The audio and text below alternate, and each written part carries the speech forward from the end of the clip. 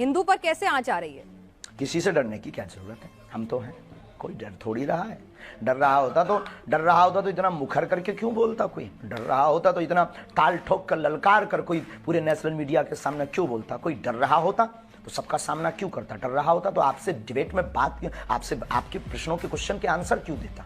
ठीक है, तो अगर डर नहीं रहे थे तो हिंदू डर नहीं रहा, हिंदू जग रहा। ठीक है, आपके ऊपर हिंदुओं को बहुत भरोसा है। अच्छा आप कह रहे हैं, धन्यवाद। एक मिनट धीरेन्द्र जी, आप कार्यक्रम मत छोड़िए, बस मुझे 5 मिनट दे दीजिए। मेरे मुश्किल से 2-3 सवाल और हैं। ठीक है, अब आप इतने मुश्किल से मिले हैं तो आप और आपका और मेरा तो एक अलग रिश्ता भी नहीं, हम दोनों ही हमारे सामने बहुत कैमरा है, हम कार्यक्रम नहीं छोड़ रहे हैं, आप सामने आ जाओ, 2 से 3 तो मैं कह रही हूँ ना आपसे, बस मुझे एक बात बता दीजिए कि आप एक बात बता दीजिए, आपके अंदर लोगों की इतनी आस्था है, लोगों का इतना विश्वास है, लोग कह रहे हैं, मैं आप सोशल मीडिया जाएंगे तो बहुत सारे सवाल हैं आपके भक्तों के। हमने भी वहां पर धाम में जाकर भी भक्तों से पूछा, वो कह रहे हैं बाबा जी क्यों नहीं आ जाते सामने, बाबा जी क्यों नहीं जाके उनका चैलेंज स्वीकार कर लेते, दिक्कत क्या है?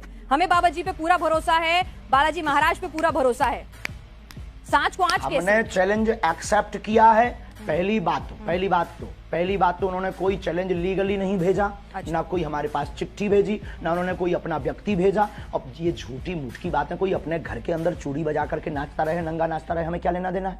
उनको दिक्कत है वो आ जाए। और रायपुर छत्तीसगढ़ हमारा क्षेत्र नहीं है कि हम घर में बैठ करके दुबक करके ललकार लें। ये 3rd प्लेस है, ना उनके बाप का ना हमारे बाप का। आ जाए, कल भी दरबार लगना है ठठरी। लेकिन धीरेन्द्र जी वो कह रहे थे क्या वो किसी न्यूट्रल बैकग्राउंड पे भी आने के लिए तैयार है? कोई ऐसी जगह जहां पर ना नागपुर हो, ना मध्य प्रदेश, छत्तीसगढ़ या छतरपुर धाम हो, कोई ऐसी जगह जो दोनों के लिए वो बता दें। हम तो शिमला चलेंगे, हम तो दिल्ली हम कह रहे हैं आप न्यूज नेशन आ जाइए, आपसे मुलाकात का भी मन है, आप न्यूज नेशन आ जाइए, न्यूज नेशन के मंच पर आ जाइए। किलोमीटर है, ये झूठी बात। आप न्यूज नेशन आ जाइए, श्याम मानव जी को भी बुला लेते हैं और हाथ कंगन को आरसी क्या क्यों आ जाए, हमारे मेहमान बनकर आइए। कुआं थोड़ी चल करके पैसे के पास जाएगा। अच्छा नहीं प्यासा कुआं। हाँ तो आप कह दीजिए कि आप जैसे यहाँ न्यूज नेशन उन्होंने कैमरा भेज दिया, सुरक्षा की गारंटी आपकी और उनकी है।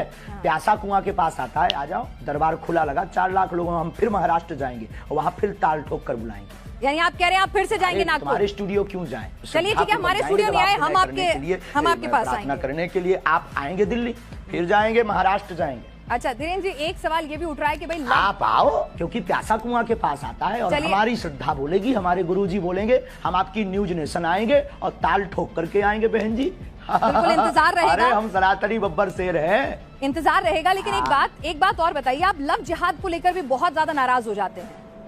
भाई प्यार तो किसी को किसी से किसी भी वक्त हो सकता है, प्यार में धर्म, जाति, समुदाय के बंधन कैसे? सबके लिए।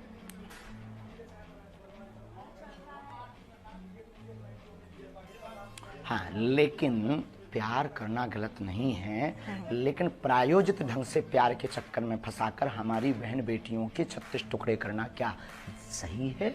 आप पक्षधर हो इसके।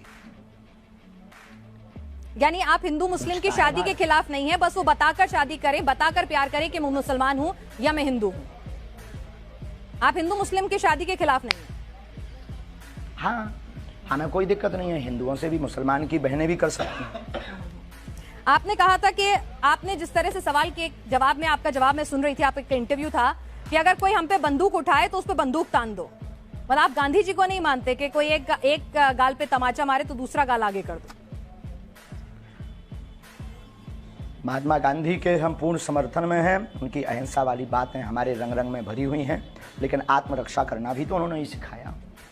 अब जब मर जाएंगे तो फिर कौन आत्मरक्षा करना सिखाएगा? जब हम ही नहीं रहेंगे, शरीर नहीं रहेगा, तो कहाँ का कानून, कहाँ का संविधान, कहाँ की विचारधारा सब शून्य हो जाएगी। तो आत्मरक्षा करना ही तो एक कानून है। आत्मरक्षा संविधान पढ़ा? जी बिल्कुल, लेकिन आप जिस तरह से बुलडोजर की बात करते हैं, लॉजिकल है माय डियर सिस्टर। नहीं, आत्मरक्षा इलॉजिकल नहीं है, लेकिन लोगों के घर पर बंदूक, बुलडोजर, वो भी आत्मरक्षा है। अच्छा एक बात और अंतिम हम बोल देंगे, हमारी प्यारी बहन आपकी जय हो, आपके साथ एक नाता है कि आप भी हनुमान भक्त हो। अंतिम बोल देते हैं कि आज हमको जिन जिन को दिखाना था पूरे भारत को, हमने दिखा दिया कि भ्रम फैलाना बंद कीजिए। और हम फिर कहते हैं कल का दरबार लगना है, उनको खबर भेज दीजिएगा, नहीं तो आज के बाद इस प्रकार से कोई भी बात नहीं करेगा उस आदमी के बारे में, उसको हम भगोड़ा घोषित कर देंगे। ठीक है, आप ये बताइए आप शादी कब कर रहे हैं? आज सोशल मीडिया पे आप खूब ट्रेंड में छाए हुए हैं। सब पूछ रहे हैं धीरेन्द्र कृष्ण शास्त्री जी ने कि आपने लिए बहन आप हमारी बारात में आना, हम बहुत जल्दी विवाह करेंगे। लेकिन वायरल बहुत हो रहा है कि आपको लेकर, एक साध्वी जी को लेकर खूब वायरल होती रहती हैं खबरें, खूब बातें होती रहती हैं कि फाइनल हो चुकी हैं बातें। क्या है, क्या उस पर कुछ आप बोलना चाहेंगे? नहीं, ऐसा कुछ भी नहीं है, ऐसा कुछ भी नहीं है। ये मिथ्या और झूठ है, ये गलत मिथ्या और झूठ है।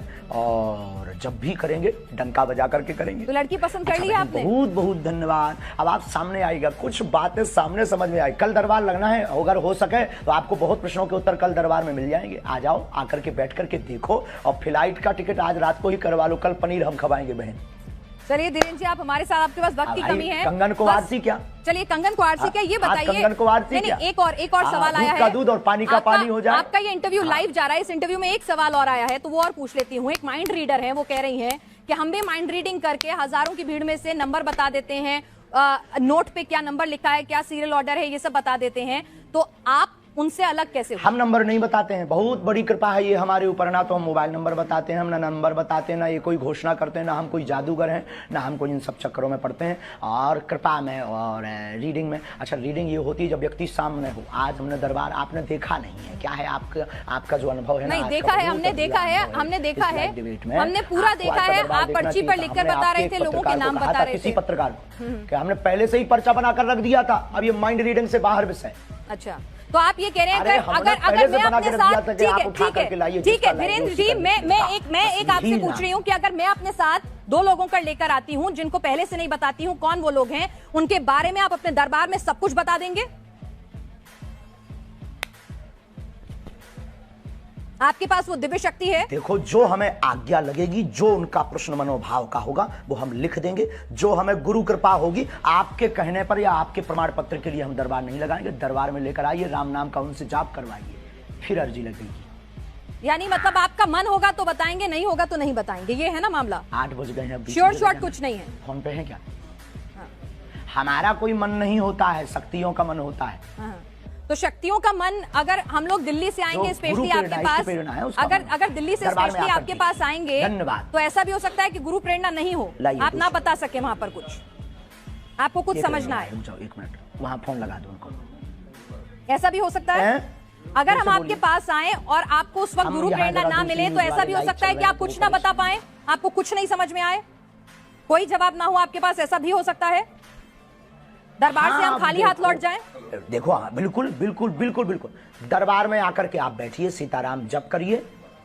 दरबार खाली हाथ कौन लौटता है? सीताराम नाम का जप दरबार में बैठने भर से सामूहिक अर्जी मात्र से ही कल्याण हो जाता है। पंडित धीरेन्द्र कृष्ण शास्त्री जी हमारे साथ हैं। महाराज जी, आपका स्वागत है न्यूज नेशन पर। ये बताइए कि आपने तो आज खुला दरबार भी लगा दिया, लेकिन आपके चैलेंज देने वाले, बहुत धन्यवाद बहन जी, आपको चैलेंज देने वाले अभी भी संतुष्ट नहीं है। वो कह रहे हैं दरबार जो है वो छतरपुर धाम में ही क्यों लगा रहे हैं? ये चमत्कार सिर्फ धाम तक ही क्यों कभी कर नहीं सकते? ये रावण के खानदान के हैं। आज 4 लाख लोगों के बीच, और 4 लाख लोगों के बीच, और पूरे देश की मीडिया, नेशनल मीडिया आज वहां सामने थी। तुम आपने लाइव चलाया कि नहीं? लाइव चलाया होगा तो उसमें आज देखा होगा सनातन का झंडा गड़ गया, चुनौती देने वाले के मुंह पर तमाचा लग गया है। और आप, हमें सफाई देने की आवश्यकता नहीं है। जिसको जरूरत हो लिंक पर जाकर देख ले, अथवा कल फिर दरबार रायपुर छत्तीसगढ़ में लगेगा, उसको देख ले। ठीक है, एक बात बताइए, मैं आपसे समझना चाहती हूँ कि लोगों को जरा ये समझाइए कि आपको जो ये कृपा प्राप्त है ये आखिर कैसे मिली है? ये कृपा कहाँ से आई है? किस तरह से आपको ये शक्ति मिली है? थोड़ा समझाइए ताकि लोगों को भरोसा हो सनातन की शक्ति में। बहुत अच्छा प्रश्न है। हमारे परंपरा में 3 पीढ़ियों से दरबार लग रहा। हमारे दादा गुरुजी भी दरबार लगाते थे।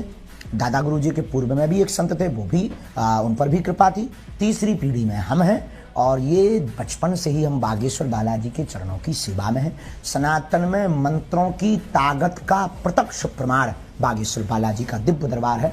भारत के इतिहास में पूरे नेशनल टीवी के सामने, चैनल के सामने आज तक किसी भी पादरी या मौलवी ने नहीं दिखाया होगा, लेकिन भारत के इतिहास में पहली बार आज रायपुर में बागेश्वर बालाजी ने झंडा गाड़ा है।